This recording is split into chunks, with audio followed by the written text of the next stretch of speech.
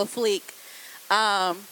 But she didn't know, right, that she was going to put up a little Vine video and everybody was going to be everything on fleek 3 years ago. How many years ago was that? 2? What? But imagine that you're a brand, right? Like, what brands were like, what? We don't know this language, first of all. We don't know how to, like, jive with these people on social media. Like, should we remain ourselves? Should we come up with a different tone of voice just for our social? But basically what happened was brands was like, yeah, we gonna do it. We going in, right? So,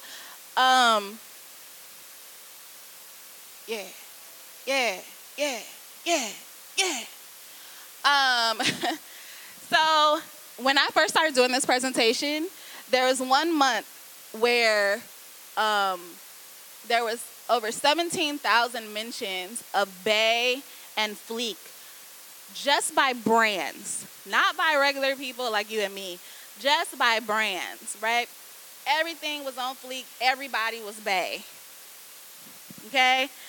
And so more recently, it's gotten a little less, I would say, particular, but it's still very, they try to be trendy with things like goals and squad, right? And that's just from a 5-month period, 74,000 mentions just by brands. So here's what's happening, right?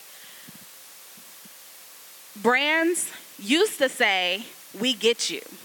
They would say, you love Michael Jordan, so we gonna put him in our undies. We gonna put him in Hanes and we gonna walk him around everywhere. You love Michael Jackson, so we are going to have him drink a Pepsi. You love Britney Spears and Beyonce, we're gonna have them drink Pepsi too. It used to be, we get you. And now it's, we are you. Isn't that interesting, right? So brands are now saying, hey, babe, WID, you know what I'm saying? Where you at? What you doing? Hey, big head, Netflix and chill. What? Why are you talking to me like that? Walmart? What are you doing? You know what I'm saying? So it's getting really confusing. And this is where that line of cultural appropriation gets really fuzzy and blurry, right? So when you guys get out into the field, especially the writers in the room, like, this is going to be something that's up to you, like, because they're expecting young people to come up with, know all the new, vernacular, the new slang words, the new everything.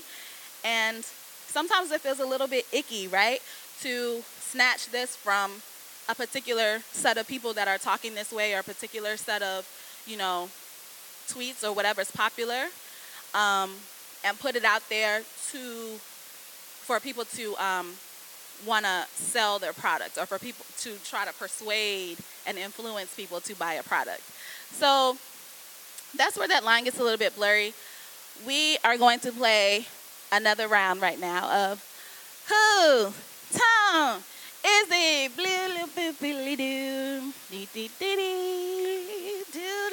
Bop, bop, ding, da, ba-doo. Okay. So, last night was lit.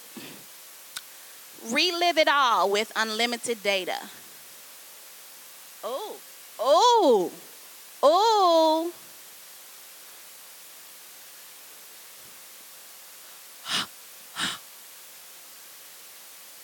That one is Verizon. Do you guys see that? By trying to fit into what social media is doing, brands are losing their individual voices that they've paid lots of money to research. And so now they sound like every other brand on the internet, which is not a good thing. You don't want that. Some of these are old, some of these are new. Pancakes. Everybody got time for that. YOLO. Your oil lights on. It's lit, fam. That looks like it's in a great neighborhood. And this one was recently. Josh, living his best life. First of all, that's a Cardi B and Chance the Rapper reference. And then they got him doing the In My Feelings challenge. Y'all gonna have to look that up on your own. I did not push play. I didn't want to see Josh doing the shiggy. So you see what's happening, right? Like, the internet is talking the same. Brands are trying to fit in on the internet. And so now all the brands are starting to sound the same. And what they're trying to sound like is really sort of a, it's all coming from, stemming from one place. A very powerful place. Called Black Twitter. Got it right. You did it. So, years ago, I asked some of my Twitter friends how they would define Black Twitter. And Feminista Jones said, Black Twitter is a collective of active, primarily African-American Twitter users who have created a virtual community and are proving adept at bringing about a wide range of socio-political change, right? So I think of Black Twitter as, you know, when you was in high school or even like college, there was always like a table in the lunchroom where all the Black people sat. And so that, if you want to get scientific, it's called self-segregation, right? And people aren't self-segregating to be, you know, standoffish or to, you know, be away from the rest of the crowd. They're self-segregating to be comfortable, right?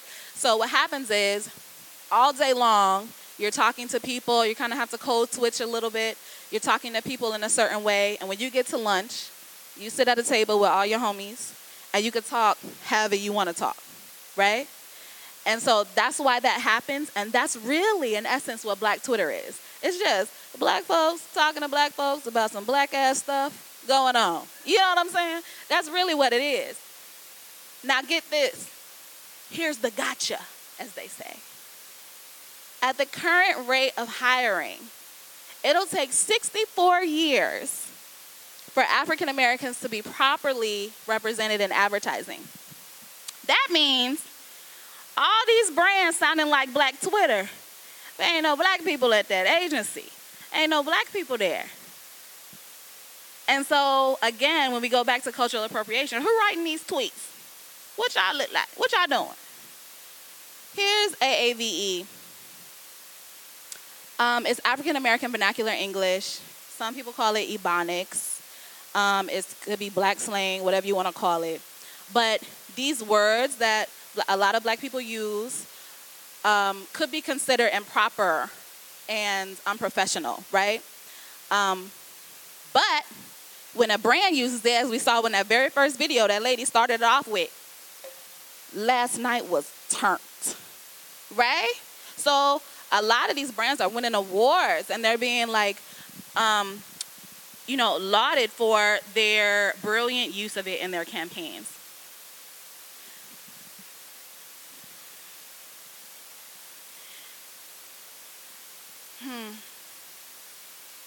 Everybody sounding alike, y'all. Everybody on fleek. Well, this was years ago. Everybody lit now, but everybody was on fleek, right? So the only difference, if you go to the IHOP CEO and you go to the Denny's CEO, I bet they could tell you a million ways that IHOP and Denny's are different, right? They'd be like, oh no, our strategy is different, our this is that is different, we're way different. But y'all sounding exactly the same on social media, except IHOP is using sentence structure and Denny's is not. That's probably what they would call out. Well, actually, we're more professional because you see the capitalization and that period at the end, that's important. That means we are on our business. It's troubling. It's really troubling. So how can brands fit in, right? So these are just a couple of things that I came up with that I think would help brands fit in. But as I said before, you guys are the new wave, right? So these are just starters. When you get a brief and they tell you we need to sound this way, I'm telling you, it's up to you guys to decide how you feel about it. This is where you want to get in your feelings. I thought y'all was going to sing the rest. Okay. So y'all got to get in your feelings. Decide how you feel about it. Does it make you feel icky when you have to tweet something is lit, or, or nah, or fam this and fam bam wham bam? How does that make you feel? Y'all have to decide that for yourselves. But here's some ideas. So I really feel like brands are so focused on being the one to say something that they've forgotten the power of a retweet, of a repost, right? The retweet is like a cosign. So you don't lose your authenticity when you retweet something. You're just saying, I cosign this, right? But if I say pancakes on fleek, that's more authentic. It's coming from my voice. That's how I talk. And if IHOP would have retweeted me, boom, that makes sense because I said it in my voice. IHOP don't have to say pancakes on fleek because that's not how y'all talk, and it shouldn't be how y'all talk. Because when I go to IHOP, none of the waitresses in there be like, you want some pancakes? They on fleek. Especially Denny's. Denny's is really bad at that, like talking in a way, and then they don't even like us for real. Okay, the next one is hire influencers. So influencers are exactly that, influential. Like they have hundreds and thousands of millions of people who like them for whoever they are, however they talk. So why not hire these people to do whatever you want them to do with your product so that you can still keep your voice intact? Here's the thing, guys. When you, especially the copywriters in the room, when you go and you study this tone of voice document and you get it down, you got your tone down, you know this brand like the back of your hand, then all of a sudden on social media, they talking about what's lit, fam. You're going to be confused. You're not going to know where to go next, what is really my tone. And so it's up to you guys to make sure, even if you got to ask somebody, if you got to have a client meeting about it, you got to make sure that you're keeping this together because it's going to reflect on you and your work. So they ask you to do something and you don't feel good about it or you feel like it's off, sometimes they just so hard pressed on being relevant in today that they're losing sight of all the stuff that they've worked for. And y'all see it reflecting in this work. Everybody's starting to sound alike. Another way they could do it is give up control, right? So they could give up their Twitter feed, give it to somebody. Have a takeover on Instagram. Hand your phone over, okay? Because what happens is, again, you keep your tone of voice intact. Somebody else is authentic with their tone of voice. If they hire me to come on and talk about their pancakes, I'm going to talk about it in the way that I talk about it, and it's authentic to me. You don't have to use my voice. You don't have to snatch my voice away from me and use it for your brand when you could just hire me to use my voice and say authentic and genuine. And the last one is stay true, right? This is what I'm talking about. When you learn that tone of voice document, you have to stay true to it because it's authentic to who the brand is. I'm not saying that can't eventually evolve. That tone of voice document may change over time, but it shouldn't change. It shouldn't be night and day from social media to what's happening on TV to what's happening in the retail environment. So they have to stop jumping from bandwagon to bandwagon, right? So you got to stop going from fleek to lit to YOLO to Ernal. Like you won't be able to keep up. These words are changing like so frequently that these brands also have to change with these words. Like they don't got to be someone's bae to be great. I tell these brands, just like I tell myself in the mirror, you are enough. Okay? You don't have to try so hard. You don't have to be your audience. You can talk to them like regular people do. And plus, millennials and everybody that's authentically using these slang words, when a brand says it, they call bullshit immediately. They be like, okay, he said lit. I'm going to just laugh at this and keep it moving. I'm not buying this product at all. So my final thoughts is, when I was a junior copywriter, I thought that I got hired because of my voice. I was like, ooh, they hired me. They must want a sassy black girl from the South. Hey, I was like, I'm in here. So I was writing for Walmart, and I was like, hey, get your kids together. That was the line I wrote. Get your kids together and stuff, or something like that. And my creative director was like, I'm sorry, what is this line? Get your kids together and stuff. I was like, yeah, I'm just throwing a little extra something. That's my voice right there. That's me. He was like, yeah, we're going to have to stick to Walmart's voice, not your voice. And in my head, I was like, but y'all hire me for my voice. I thought that it was like, that's what made me stick out, and I thought that's why it was special. And, I didn't say that out loud. I was just like, oh, okay, yes, sir. I was just so new. I didn't want to, mess up anything. But so it took me a while to, especially if you're like a writer and you've been writing your whole life, you've been writing in your voice. You've been writing in your diary. It's in your voice. All your stories is in your voice. Everything that you write has been in your voice. And now you got to switch it. You have to write in a way that somebody else is dictating that you write for a brand. And you might be on multiple brands. Right now I'm on 3. So I know 3 ways to talk about stuff, 3 different products, 3 different brands, right? So at first, I always thought, wouldn't it be fun, wouldn't it be awesome if I walked into my job and my creative director said, well, Tracie, we got this new client, and you'll never guess, but they want a sassy black woman's voice. It's for you. Get in here and write for it. And I would be like, yeah, it's so easy because it's just like me. And so the more and more I thought about it, after having some years in the business and stuff like that,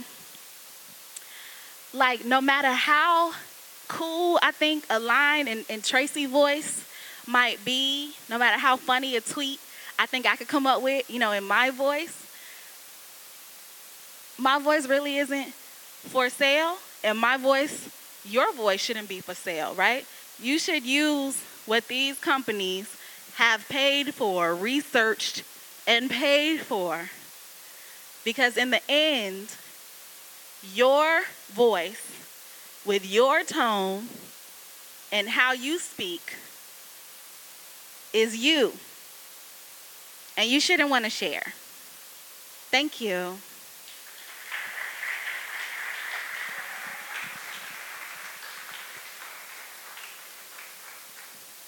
Any questions?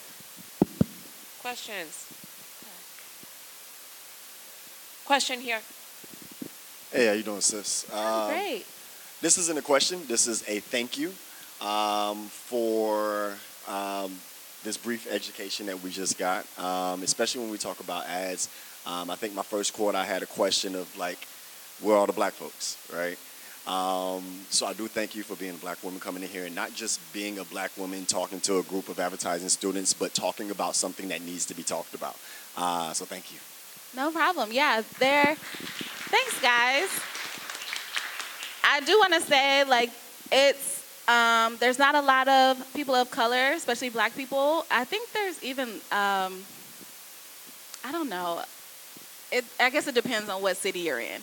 But there's not a lot of black people in advertising. There's, it's getting better. It is getting better.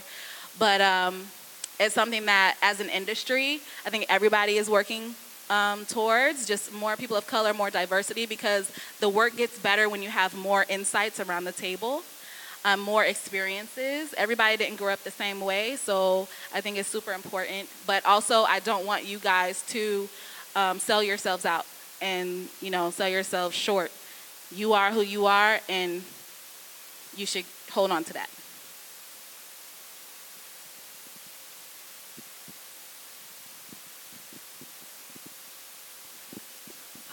what would you say are some differences between the advertising scene in Chicago as opposed to New York? Oh, I think New York, the ad scene is, well, I only worked at one agency in New York, so I can only speak for RGA. But I would say it's a little bit crazier, right? New Yorkers are, I would say, more intense. Everybody wears black to work every day. That's how it is. But it's just so that they could, like, they don't have to focus on that part, I guess. I remember in New York, we worked a lot longer hours, but it didn't feel as long because everybody was super fun, super crazy. We would have, like, people would, let me give you this example. I was working on Walmart, right? So we were trying to come up with an Easter campaign. This was in New York. At the meeting with the creative director, I was like, okay, come with me to a strange place. Construction bunnies. And he was like, okay, I'm with you. And I was like, building a big-ass Easter basket. He was like, yeah. He's getting excited.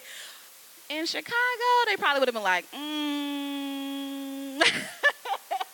They probably be like, oh, that's a little bit too crazy. So I think, like, the ideas can be a little bit crazier in New York. They're more, like, out there. There's so much, there's a blending of, like, different cultures. The Midwest is like a family place. People are still fun and cool, but I think it's less crazy. People go home at 5:30. You know what I mean? People got kids and families. And in New York, I used to eat dinner at work every night. But I didn't mind it because it was fun and crazy. So I hope that answers your question.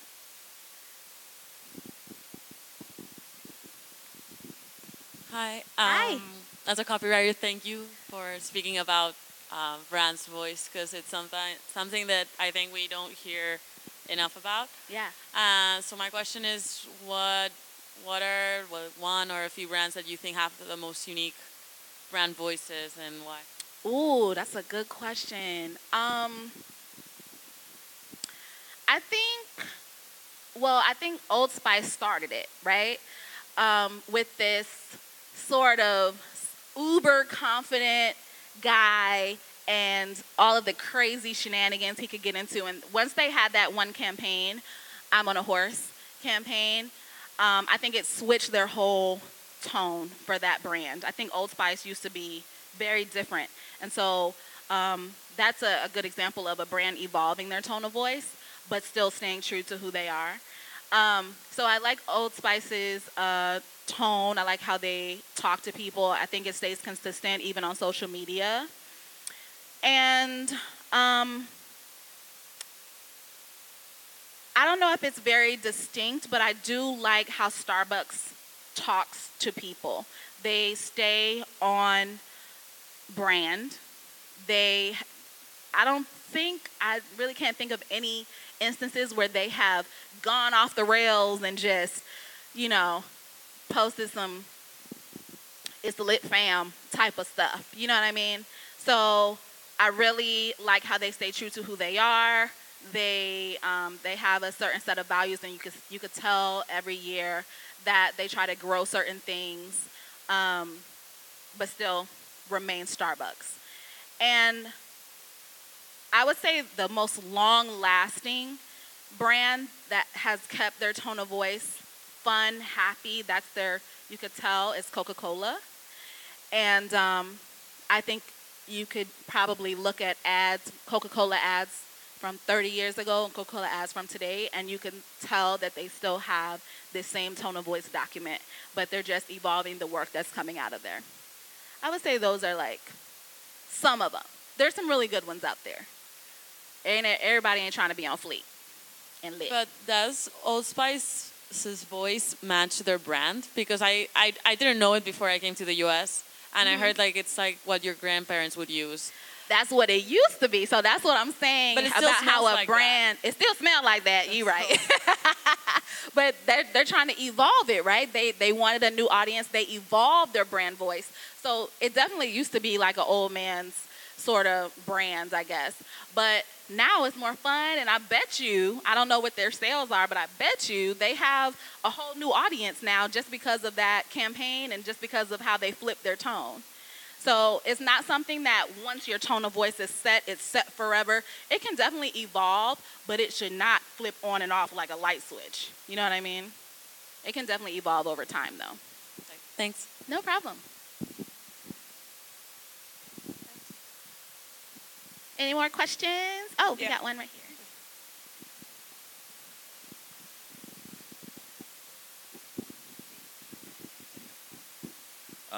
In any time in advertising, have you ever sat in a room and just thought to yourself, what the, what are you talking about right now? Like, around the Every day? No, not every day. When you say what are you talking about in regards to the work that I'm doing, or like just the idea that came out of someone's mouth that you're like, I don't think that would work.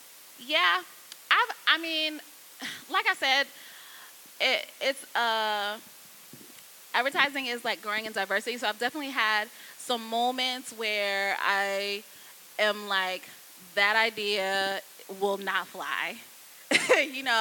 That is not something, and I have never been afraid to speak up about something and be like for example, for the ComEd Icebox Derby, we had a Snapchat filter or something that said something about best race ever or something like that. And so I was just like, you guys have to imagine who's going to be taking these pictures and these Snapchat filter. You're thinking they're talking about this Icebox Derby race. But when a little black girl takes a picture and it says best race ever, or a little white girl takes a picture and it says best race ever, somebody could flip that real quick. And it could become a new thing. But nobody, sometimes people don't really think about all of those things because it's not something that's on the top of their minds. But I would say never be afraid to call something out if it doesn't sit well with your spirit. I do, and I've never been afraid to just speak my mind on certain things. And some people are like, "Thank you, Tracie. I really didn't think about it that way." So you never know like what the outcome will be, because we don't want another like Pepsi debacle, that Kendall Jenner Pepsi thing, and that was like an internal project. So that they were just like, this is an amazing thing. You could tell that they were just hyping themselves up internally, and they really didn't have anybody to be like,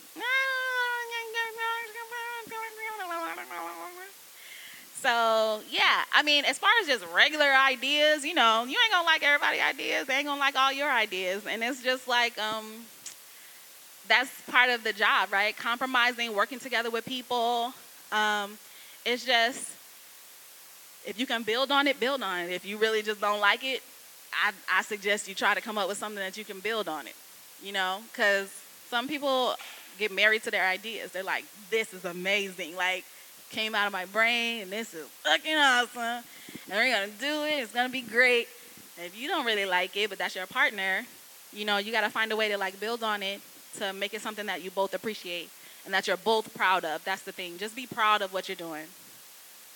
That's it.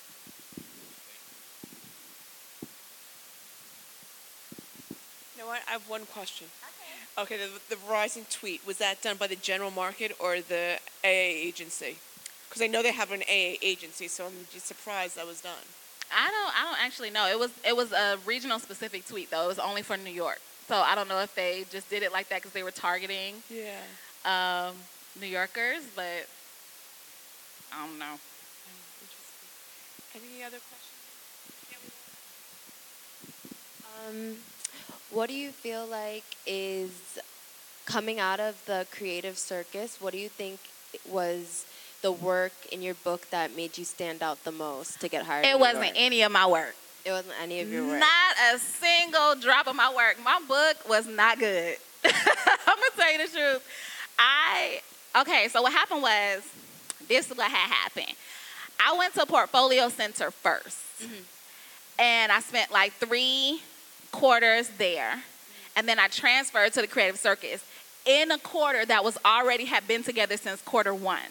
So what happened was, when I transferred in, they really didn't want to work with me. They didn't know my work. They didn't know if I was a good writer. And so I got partnered with the people that nobody else wanted to work with. Some of my work was good. Some of it was not. But I would say that my personality, because I had like extras on my like portfolio site, and I had like YouTube videos and me rapping and just being fun.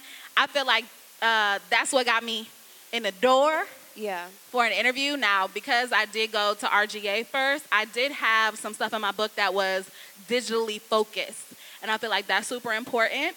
I had stuff that was like future thinking. Like, what if, we can use NFC to talk to people? Now, this was back in 2009, so this was like a brand new thing. So it was like, what if we could use NFC to talk to people as they, are in a bus shelter, or just using GPS for certain things. Like, I wanted them to know that I knew what these things were, and I knew how they worked and how to use them, and I could implement them into a campaign somehow. That was probably the only thing RGA looked at, that in my like personality part, because I really feel like that's how I got in. But that's one thing I would like to share with you guys. Like, it's about you. These companies are really hiring you.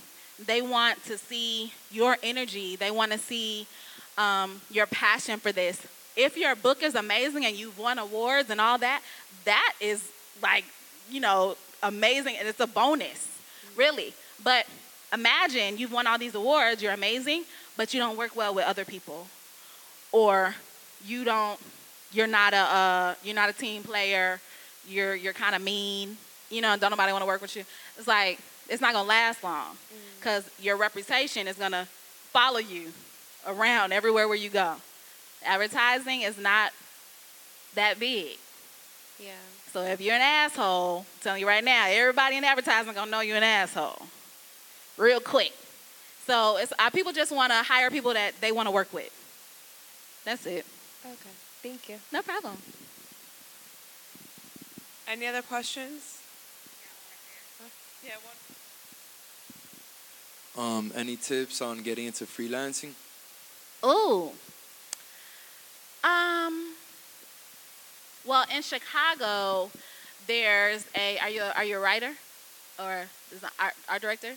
So there's probably some There's probably some Facebook groups. I know in Chicago there are a lot of Facebook groups for freelancers, for people posting jobs. Really, freelancing, I think, is more about word of mouth, who knows who. And once you get in and you get into that first job and you kill it, you do a great job, you're making all this money, and then your time is up there, you might get a recommendation, because somebody might be looking for it. Oh, I'm looking for a freelancer. Oh, I know this great guy. He just freelanced with us. He's open. And that's how I promise you, that's how it happens. It's word of mouth from one person to the next. I was freelancing for 8 months and just, bouncing around 2 weeks here, 3 months here. It was just people just saying, oh, I know this great girl. You should call her. And I would just be getting phone calls and making good money. So if you want to get into that, I really think, especially if you're still on your people's insurance, because going to the doctor is important, y'all. Anything else? Any other questions? Well, thank you guys for having me.